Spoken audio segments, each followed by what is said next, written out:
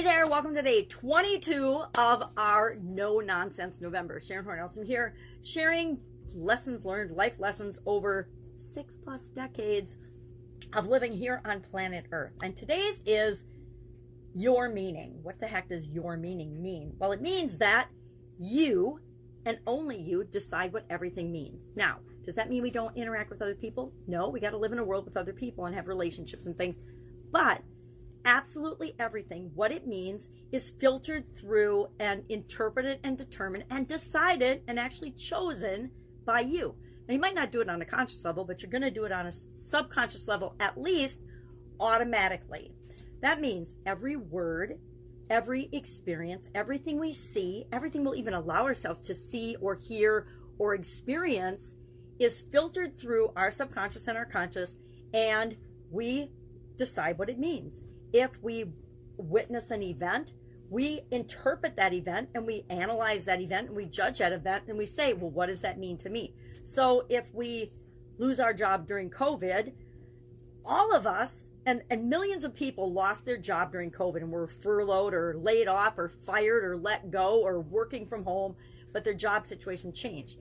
Each and every one of us interpreted and decided and judged and evaluated, well, what does that mean? What does me losing my job mean to me? What does it say about me? What does it say about the situation? And there was a whole spectrum of how people responded and reacted to that, right? Some people were angry and upset and really frustrated. Other people were scared and uncertain and worried about how they were going to, feed themselves and their families. Other people were happy and delighted because it gave them an opportunity to try and do something different. But it was a whole gamut of feelings that the same event had this entirely different spectrum of feelings and interpretations on all the different people that experienced it. I've had health diagnoses and health challenges all of my life, and how I interpret them and what I did with them is different than what other people have done with them. I credit that for why I'm here speaking to you today. I've had lots of times that I could have just thrown in the towel and given up and just curled up in a little ball, taken pain meds, and never interacted with other people in the world. But I didn't choose to do that. Instead of, and this is actually my secret, instead of focusing on the pain and the things that hurt, I flipped the switch. I call it flip switching. I flipped the switch and I said, okay, well, what if I focused on and paid attention to the times when I didn't hurt, when I wasn't in excruciating, 8, 9, 10 level pain? What if I focused on the time that I was at, a 6 or a 7, and then a 5 or a 4 or a 3 or a 2? And by doing that, I actually was able to figure out how to manage and how to live with chronic pain and still be productive and still be able to do things that I wanted to do and create the things I wanted to create in my life, because I chose how I was going to filter the experience, how I was going to look at it, and what I was going to assign a meaning from. Now, each and every one of us, every word, every color, everything we see or feel or do is filtered by us through our past experiences, through our education, through our beliefs and our thinking, our subconscious and our conscious, and all the different senses and things we let in. Now, keep in mind, our subconscious records absolutely everything that we experience through sight, sound, feeling. It records everything. So every experience we have, our subconscious attaches all these different things to that experience and stores them in our subconscious mind. And later on, something happens to trigger or recall that experience, which is why we often behave in the same way over and over and over again when we're faced with a similar experience. So, for example, I've lost my job before. So when COVID came around, I didn't have a job, so it's hard for me to use that as an example. But say you've lost your job before, you've been fired, and then all of a sudden you're furloughed for COVID. The two experiences are probably totally unrelated. The government said, shut your business, and so business owners had to say, I need to send y'all home. That has nothing to do with you, your performance, your past experience, nothing. It's outside of your control. Yet many people assigned the same negative traumatic emotions with getting fired with losing their job during COVID. And guess what? That gave them worse results than if they had stopped and said, okay, this happened. What does this mean? Well, it doesn't have anything to do with me, right? It doesn't have anything to do. It doesn't say anything about my performance. It doesn't say anything about my capability. It doesn't say anything about my confidence or my self-esteem. It just happened. And guess what? Stuff just happens in our life. And as humans, guess what? We assign all kinds of meanings to it that don't apply.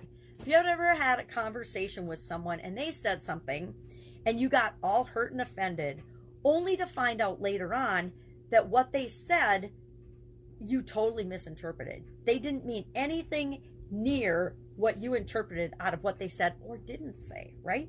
We blame people and we assign meaning to things they don't do or don't think, or because we just might think that they're thinking that. Anybody ever done that? Of course we do. So keep in mind that it is something that we can control. We can decide what we're going to pay attention to. We can decide what we're going to listen to, where we're going to go, the experiences we're going to have. And then we can decide and realize that we decide on a subconscious, if we don't do it on a conscious level, what everything means to us. Each experience we have, each interaction, each conversation, each communication, each event, even watching the news means different things to different people. Now, I personally found that watching the news in the 1980s was super frustrating and negative and had a negative impact on me. So as part of a training, I chose to not watch the news anymore, which has proven to be a great benefit to my life, right? Because we don't focus on the negative.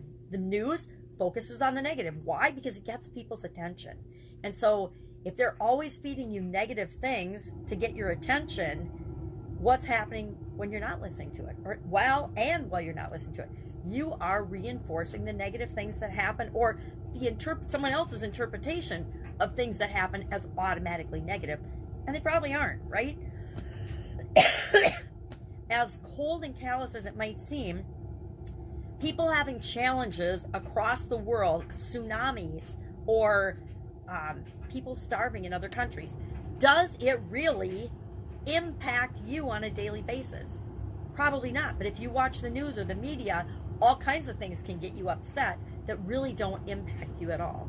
I mean, our media currently has people convinced in America that we are this terrible racist country. And it's all an absolute positive, bold-faced, manipulative lie. But we can choose whether we're going to believe that or not. If you want to believe that America is a racist country, you can go around and you can find every injustice in your imagination and build it up to make it look like you live in a racist area, a racist country, and that you are a victim. But I say, even being a victim is a conscious choice, and I choose not to participate. So remember, you decide what everything means. Absolutely, positively everything. And I say, you might as well set the meaning up so that you can succeed and be happy. And I've actually got a tip and a tool for doing that, but I've gone too long, so I'm not going to share that. Maybe I'll share it during the Get Up and Go Challenge in December. That would be a great tool to teach people how to define things so that they serve you, not work against you. All right, any questions about this? Comments? I would love to hear them. Do you think I'm crazy and that we really don't decide what anything means? It just happens to us, and we are at the whim and the misadventure of the world, or do we have some control over it? All right, have a great day. I'll, of course, be with you tomorrow with another No Nonsense November. Bye.